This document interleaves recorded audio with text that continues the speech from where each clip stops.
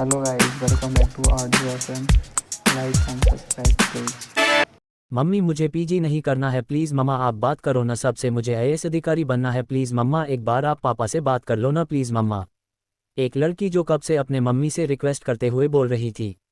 बेटा मैं क्या कर सकती हूँ, अब जो तेरे पापा ने बोल दिया है उसके आगे मैं भी तो कुछ नहीं कर सकती, इसलिए बेटा जो पापा बोल रहे हैं उसको कर ले, क्यों अपने पापा का गुस्सा बढ़ा रही है।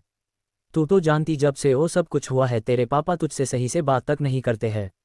गुड्डू बेटा एक बात याद रखना, जा तो रही है वहाँ पर लेकिन जो चीज़ कुछ साल पहले हुई थी अब होना नहीं तो मुझे खुद नहीं पता कि तेरे पापा क्या कर सकते हैं।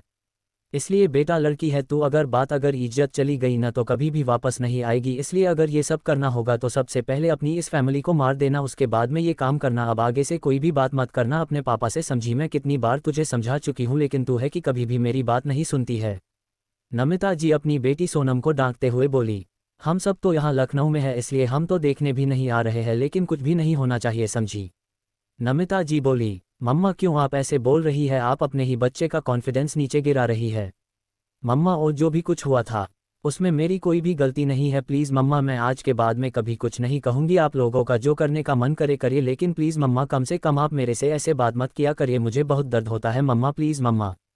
सोनम रोते हुए बोली। मुझे भी पता है दर्द होता है, इसलिए याद रखना अब मैं कुछ नहीं कहूँगी, जल्दी से रेडी हो जाओ तुम्हारे भाई और पापा इंतजार कर रहे हैं, ज़्यादा देर मत करना। नमिता जी इतना बोल करके निकल गई थी।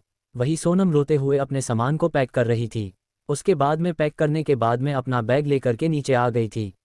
और फिर तब तक बाहर घर के सभी लोग खड़े हुए थे। सोनम सबका आशीर्वाद ली उसके बाद में निकल गई थी। सोनम एक भी बार अब आंसू नहीं बहाए और कुछ देर के बाद में सोनम, नलिन जी और नमन एयरपोर्ट पहुंच गए थे। सोनम को छोड़ने के लिए नलिन जी जा रहे थे, इसलिए नमन सबको छोड़कर के घर के लिए निकल गया था। वही सोनम रोते हुए अपने सामान को पैक कर रही थी। उसके बाद में पैक करने के बाद में अपना बैग लेकर के नीचे आ गई थी। और फिर तब तक बाहर घर के सभी लोग खड़े हुए थे। सोनम सबका आशीर्वाद ली उसके बाद में निकल गई थी। सोनम एक भी बार अब आंसू नहीं बहाए और कुछ देर के बाद में सोनम, नलिन जी और नमन एयरपोर्ट पहुंच गए थे।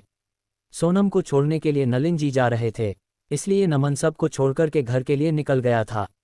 वही सोनम अपने पापा के साथ में फ्लाइट में बैठी हुई थी। सोनम के पापा ऐसे बैठे हुए थे जैसे कि एकदम से अजनबी हो। सोनम भी अपना सिर पीछे करके बैठी हुई थी।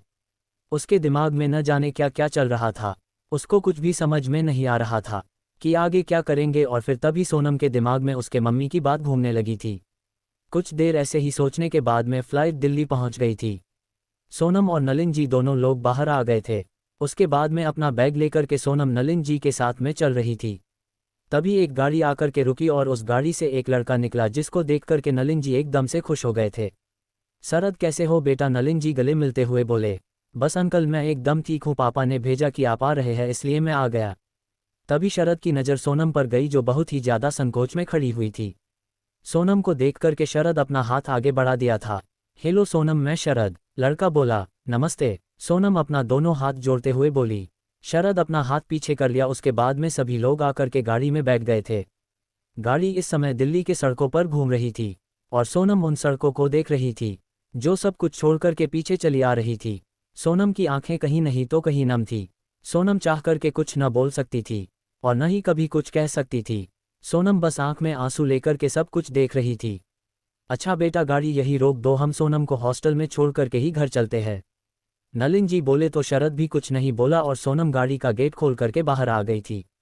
और उसके बाद में सोनम के पापा भी बाहर आ गए थे। सोनम अपना बैग लेकर के चल रही थी।